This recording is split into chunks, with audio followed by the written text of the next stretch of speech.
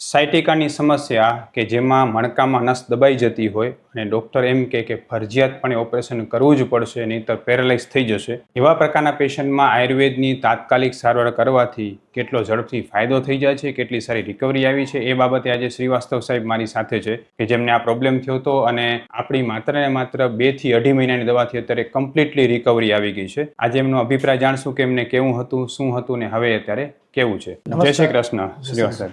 હા, અમરીશભાઈ, તમને જે છે એ આ જે પ્રોબ્લેમ હતો એ કઈ રીતે થયો ને શું થતું હતું? સર, મને આ નવેમ્બર એન્ડથી તકલીફ હતું અને ચાલવા ઉઠવા બેસવા મને એટલી તકલીફ કે ના ચાલી શકું, ના બેસી શકું, ના બેડ ઉપરથી સવારે ઉઠી શકું. કેટલા મહિનાથી એવું થયું હતું? એ નવેમ્બરથી સ્ટાર્ટઅપ હતું મને. એટલે એકાદ મહિના થયા, બરાબર? ચાલવામાં એટલે કે વિચારવું પડે મારે ચાલવા માટે ડગલું. અચ્છા, એટલું બધું. પછી મેં ડૉક્ટરને અપોઇન્ટમેન્ટ લીધું, MRI થયું, એમાં મને L1, L2, L3, S1 માટે કીધું અને બોલે તાત્કાલિક ધોરણે ઓપરેશન કરાવો, નહીં તો તમને પેરેલાઇઝનો અસર થઈ જશે. બરાબર. હવે જુઓ, ત્યારે તમે મારી પાસે આવ્યા ત્યારે તમારા MRI પ્રમાણે તમારા શરીરમાં જે છે એ L4 L5 વચ્ચે માત્ર 6.5 mm સ્પેસ વધી હતી અને બાકી બધા મણકામાં કોકમાં 9 mm, કોકમાં 7 mm બધી સ્પેસ ઓછી થઈ ગઈ હતી, બરાબર છે? રિડક્શન થઈ ગયું હતું. તો આ જે રિડક્શન થયું હતું એના માટે તો ડોક્ટરે તમને ઓપરેશન જ કીધું. એટલી બધી તકલીફ હતી જાણે ઓપરેશન કરાવવું પડશે એવું લાગતું તમને? એટલી તકલીફ લાગતી? સર, એવું થઈ ગયું કે એક ડગલું ચાલવા માટે મારા માટે તકલીફ હતી. અચ્છા, એક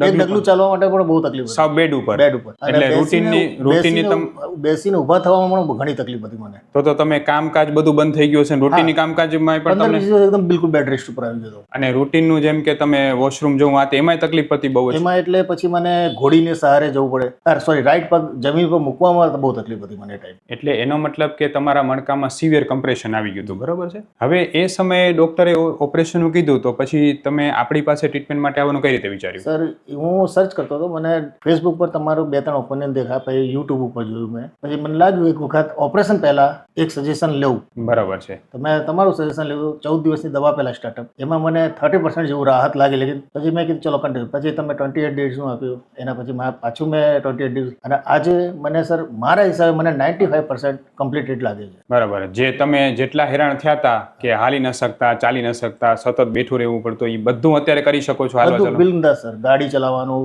એટલે મારે ઇન્સ્પેક્શનનો કોલ હોય તો ઇન્સ્પેક્શનમાં પણ ઇઝીલી કામ, કોઈ પણ જાતની તકલીફ નથી. નીચે બેસી શકો છો? હા જી સર. ઇન્ડિયન ટોયલેટમાં બેસી શકો છો? ઇન્ડિયન ટોયલેટમાં બેસી શકું, નીચે પલોથી મારીને જમવાનું રોજ છે મારું. બરાબર છે. એ બધું જ્યારે તકલીફ થઈ હતી ત્યારે તો વિચાર્યું નહીં ને કે નીચે બેસી શકો કે નહીં બેસી શકી? એ તો મને સર કહું ને, રોવાનું આવતું એ ટાઈમ, એવી હાલત હતી મારી. અને સૂઈ પણ ન શકતા? ના, સૂઈ પણ ન શકું. પછી આ પડખે જે પડખે દુખાવો એ પડખે લઈને સૂવું તો થોડું પ્રેશર આવે તો આરામ થાય, અને શેક કરીએ તો થોડું બહુ આરામ લાગે, લેકિન પછી એઝ ઇટ ઇઝ.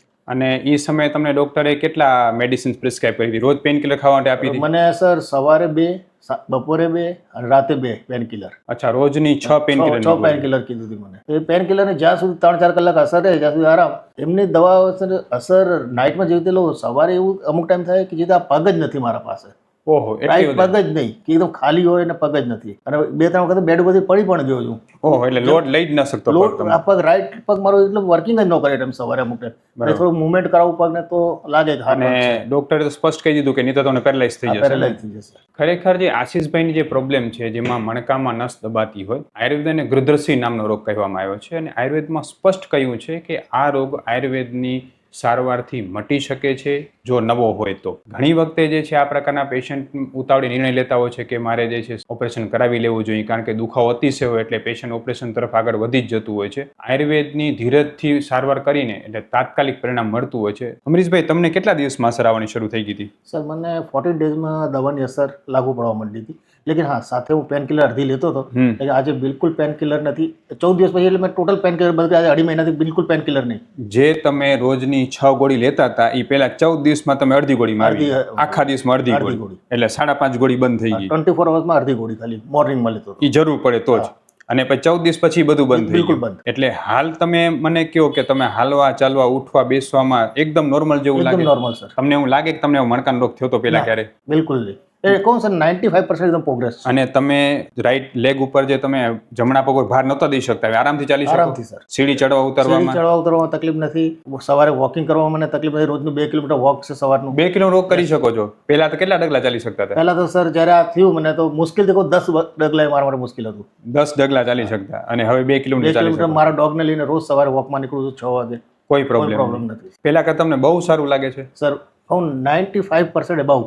તમે આના માટે જે ડોક્ટર્સના ઓપિનિયન લીધા હતા, કેટલા ડોક્ટર્સને મળ્યા છો લગભગ મેં તમે? સર મિનિમમ 3 થી 4 ડૉક્ટર અચ્છા, બધી જગ્યાએ ઓપરેશન જ કીધું? ઓપરેશનનું જ હતું. બરાબર. એટલે ટૂંકમાં તમે વિચાર કરો કે તમે લગભગ 5 અલગ અલગ ડોક્ટર બદલાવ્યા હશે, એમઆરઆઈ ને બધા રિપોર્ટ્સ કરાવ્યા, 1.5 પેન કિલર ગોળી લેતા. આપણી દવાથી જે તમને 3 મહિનામાં જેટલું સારું લાગ્યું એટલું પેલા ક્યારે એટલું સારું થયું છે ક્યાંય? ના સર, અને આટલી રિકવરી તમે ફાસ્ટ? મેં તો વેદના પણ ઉપચાર કર્યા સર, એમના અચ્છા. પણ ફરક નહીં. નસો પાટા બંધાવ્યા ને શું પાટા કરાવ્યું? બંધાયા, બધું એ કરાવ્યું, એનાથી પણ કઈ અસર નહીં. બરાબર છે. હાર્ડવેજ પાસે પણ ગયા હતા એમ ને? એના પાટા બંધાવ્યા, પછી એમાં કઈક નસ બેસાડીને બધું એ કરાવડાવ્યું? બધું કરાવી લીધું સર. કોઈ નહીં. ફિઝિયોથેરાપી કરાવ્યું. ફિઝિયોથેરાપી કરાયા પછી ઊભો થાવ તો દુખવાનું વધારે વધી જતું હતું મારું. અને ફિઝિયોથેરાપી બિલકુલ બંધ કર્યું, કઈ પ્રોબ્લેમ નથી. અને વૈદ પાસે ટ્રીટમેન્ટ પણ કરાવી? હા, કરાવી લીધી.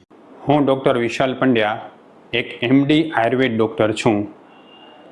મેં મારો 10 વર્ષ સુધીનો એમડી આયુર્વેદનો અભ્યાસ જામનગરની વિશ્વ પ્રસિદ્ધ આયુર્વેદ કોલેજમાંથી કરેલો છે. 2011થી એટલે કે છેલ્લા 13 વર્ષથી હું ગાંધીધામ કચ્છ ખાતે NABH માન્યતા પ્રાપ્ત પંચકર્મા આયુર્વેદ હોસ્પિટલ ચલાવું છું. અમે લોકોએ આયુર્વેદ સારવારથી હજારો દર્દીને સાજા કર્યા છે. તેના વિડીયો રિવ્યૂ અમારા આ જ ફેસબુક, ઇન્સ્ટાગ્રામ કે યુટ્યુબ ચેનલ ઉપર છે, જે જરૂર જોવા અને જાણો કે કેવા કેવા જૂના રોગો કેટલા ઝડપથી સાજા થયા છે. અમે 2 રીતે સારવાર કરતા હોઈએ છીએ. સૌથી પહેલાં તો કચ્છ કે એની આસપાસના દર્દીઓએ હોસ્પિટલમાં રૂબરૂ બતાવવા માટે આવવું, અને બીજું કચ્છથી દૂર રહેતા દર્દીઓ માટે ઘર બેઠા ઓનલાઈન દવા પણ મંગાવી શકે છે. વધુ માહિતી માટે નીચેના નંબર ઉપર હાય લખીને વોટ્સએપ કરો, એટલે તમને ફીસ કેટલી છે, કોર્સ કેટલો કરવો પડશે વગેરે માહિતી વોટ્સએપમાં મોકલી આપશું. હવે આયુર્વેદમાં ખરેખર રિઝલ્ટ મળવાનું મેઇન કારણ શું છે હું તમને સમજાવું. આયુર્વેદ આને વાત વ્યાધિ ગણે છે, એટલે ત્યાં વાયુનો ભરાવો હોય. આપણે જે આયુર્વેદની સારવાર કરી છે એ પાચનને પણ સુધારે, વાયુ પણ ઓછો કરીને સાથે સાથે મણકાને તરત પોષણ આપવાનું શરૂ કરે, જેથી ત્યાં સોજો ઓછો થાય અને દુખાવો તરત મટે. આયુર્વેદની એકમાત્ર સારવાર એવી છે કે એટલું ઝડપથી રિઝલ્ટ આમાં આપી શકે. એટલે સાયટિકામાં ઓપરેશન, તમને શું લાગે સાયટિકામાં ઓપરેશન કરાવવું જોઈએ ક્યારે? સર, મારા હિસાબે ફર્સ્ટ ઓપિનિયન તમારું લેવું જોઈએ. બરાબર છે. તમારા જે કોર્સ છે 3 મહિના 6 મહિના જે કોર્સ આપણે જે પહેલા કરીએ એના પછી વિચારવું જોઈએ. સરસ. અને તમે તમારા જેવા જે પેશન્ટ હશે જે એટલા બધા હેરાન થઈ ગયા છે, તમે શું કહેશો આપણે આયુર્વેદની સારવાર? સર, હું ફર્સ્ટ સલાહ હવે એ જ આપું છું. મારે કલિંગ છે એમને પણ સલાહ આપી છે, તમારી પાસે આવી રહ્યો છે કે ફર્સ્ટ ચાન્સ એક વખત લો. બધા ભલે ઓપરેશન કે એક ચાન્સ લેવો જરૂરી છે. બરાબર. આયુર્વેદ સારવારથી જ આમાં ફાયદો થાય. બરાબર. એટલે ઓપરેશનથી પહેલા આયુર્વેદ સારવાર જો વ્યવસ્થિત રીતે સાચી રીતે મળી જાય તો ખૂબ સરસ ફાયદો થતો હોય છે. એમાં આયુર્વેદની જે પંચકર્મ સારવાર છે એ ઝડપથી ફાયદો પણ આપે છે. આ રોગમાં મૂળગામી ચિકિત્સા પંચકર્મની બસ્તી સારવાર જ આપી શકે છે, પણ હા, જો નિષ્ણાત ડોક્ટરના માર્ગદર્શન હેઠળ થયેલી હોય તો એનાથી રિઝલ્ટ સારું મળતું હોય છે. ખૂબ ખૂબ ધન્યવાદ આશીષભાઈ. મારા હિસાબે તો તમને ઘણું સારું લાગે, કે ઘણું સારું લાગે એમ ને? આપણી દવાથી સર મને કોણ 30% એકદમ રાહત મળવા માંડી છે. હું કારમાં ડ્રાઇવિંગ કરવા માટે બેસવામાં મને 5-10 મિનિટ લાગતું સેટ કરવામાં બોડી. એ ટાઈમ પછી આરામથી હું બેસી જતો, ડ્રાઇવિંગ કરી લેતો હતો. અને આજે પણ હું ડ્રાઇવિંગ કરું છું 200-250 કિલોમીટર બિંદાસ આરામથી. બરાબર. અને પેલા તો બહુ મુશ્કેલી હતી, સર. એટલે અત્યારે તો ઘણો બધો સુધાર આવી ગયો એમ ને? ખૂબ ખૂબ ધન્યવાદ આશીષભાઈ. અને આશીષભાઈ, તમારો જે આ કેસ છે એ લોકોને આયુર્વેદમાં શ્રદ્ધા વધારવા માટે આપણે આ વિડીયો જે છે ફેસબુક, ઇન્સ્ટાગ્રામ, યુટ્યુબમાં મૂકી શકીએ? બિંદાસ સર. ખૂબ ખૂબ ધન્યવાદ. બોલો, શું કહેતા બીજું? બસ સર, એ જ છે કે સેકન્ડ ભગવાન મળે અમને. ના ના, એવું કાંઈ નથી. પણ આયુર્વેદની એટલી મહાનતા છે કે ખરેખર આટલું ઝડપથી રિઝલ્ટ મળે છે, અને એ જો પ્રોપર ડાયગ્નોસિસ થાય તો. ચાલો, જય શ્રી કૃષ્ણ.